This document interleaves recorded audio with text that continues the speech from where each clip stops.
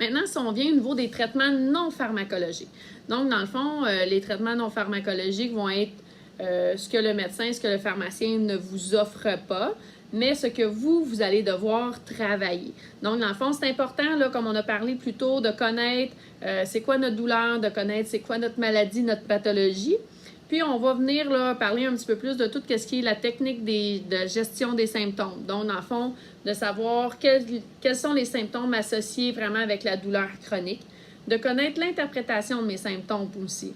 Donc, de savoir c'est leur provenance pour être capable de choisir la meilleure technique d'autogestion de douleur, puis finalement le dosage d'activité. Donc, d'être capable de garder notre énergie tout au long de la journée.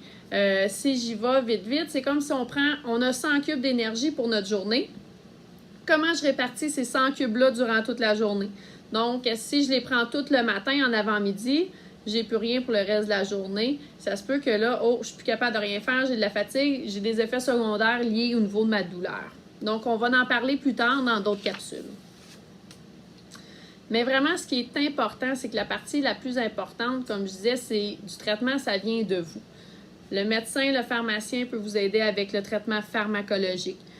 Vous allez pouvoir être pris en charge par différentes équipes, différents professionnels, mais il y a une partie qui vous appartient. Nous, on peut vous donner des conseils, on peut vous donner des trucs, on peut vous aider là, dans le cheminement, mais si vous ne les appliquez pas, si vous ne prenez pas en main, dans le fond, il va rester que la partie pharmacologique et c'est pas assez. On doit vraiment jumeler la partie pharmacologique et la partie non pharmacologique pour avoir une bonne technique d'autogestion de la douleur.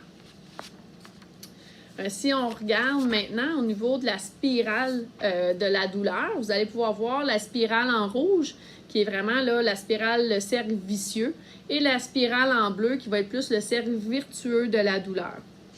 Donc, si on la regarde ensemble, dans le fond, on va regarder au début, dans le cercle rouge, on a la blessure, la maladie, la chirurgie. Donc, qu'est-ce qui est arrivé physiquement pour avoir une douleur? Donc, cette blessure-là, la chirurgie va avoir un impact. Par exemple, on va avoir une lésion au niveau du tissu qui va provoquer une douleur aiguë qui peut amener une douleur persistante. Donc, on va avoir de la douleur qui va perdurer. Quand on a mal, qu'est-ce qui arrive? On limite nos activités, on en fait moins, ça nous donne de la douleur.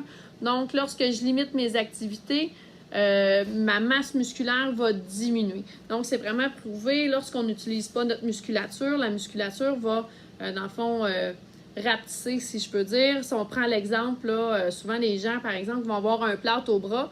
On les voit quelques semaines plus tard, là, un coup que le plâtre est enlevé, le bras est rendu tout petit. Dans le fond, c'est que la musculature n'a pas travaillé, n'a pas gardé toute sa pleine vivacité, si je peux dire. Donc, la perte de masse musculaire va apporter un déconditionnement, là, souvent de l'état chez la personne, qui va apporter qu'on va moins faire de choses au niveau physique. Puis aussi que socialement, bien, ça se peut qu'on sorte moins. J'ai moins de force, j'ai de la difficulté à me tenir debout, bien, je ne penserais peut-être pas aller faire une sortie, d'aller au restaurant. Puis après ça, on a un sentiment de perte de contrôle sur nous, des fois qui peut apporter des signes dépressifs, des signes d'anxiété. Donc vraiment, ça fait en sorte que si on regarde dans le milieu du cercle de la douleur, en rouge, que notre vie est centrée sur la douleur. Donc, toutes nos activités sont concentrées par rapport à notre douleur. Ce qu'on veut, c'est briser ce cercle-là. Donc, si on va vers, dans le fond, là, le premier picot là, du cercle vertueux de la douleur, dans le fond, on veut une analgésie suffisante. Donc, ça, c'est vraiment le rôle de vous, le médecin et le pharmacien ensemble. Et une éducation, c'est ce que vous êtes en train de faire en regardant les capsules. Par la suite, on peut avoir un traitement interdisciplinaire. Donc, physio, ergo, kinésiologue, psychologue, infirmière. Donc, il peut y avoir plusieurs gens, plusieurs professionnels qui peuvent vous aider à vous guider au niveau de votre gestion de votre douleur. Plus qu'on a une meilleure gestion, on a plus de connaissances au niveau de gérer nos symptômes. On va souvent avoir une augmentation de nos activités. Donc, j'augmente mes activités, je vais augmenter aussi ma force musculaire, je vais me reconditionner. Va faire en sorte que si j'ai plus de force, j'ai plus d'endurance, je vais être capable de faire plus d'activités. Mon fonctionnement global va être amélioré.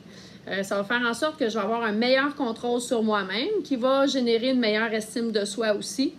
Donc, on va pouvoir avoir une meilleure motivation à faire nos exercices, à mieux gérer nos symptômes. Des fois, si on a une routine au niveau d'exercices à faire, donc ça va améliorer notre motivation pour que notre vie soit plus centrée sur la douleur comme dans la spirale rouge, mais vraiment plus centrée sur notre fonctionnement, sur nos habitudes de vie, vraiment là, sur notre vie sociale, sur notre vie familiale, le bénévolat, le travail, plutôt que sur la douleur. Donc, un petit résumé, c'est vraiment qu'il faut devenir maître de soi-même. Car c'est beau avoir la meilleure pharmacologie possible, les meilleurs médicaments, mais il y a une partie qui vous appartient comme personne ayant une douleur qui est chronique.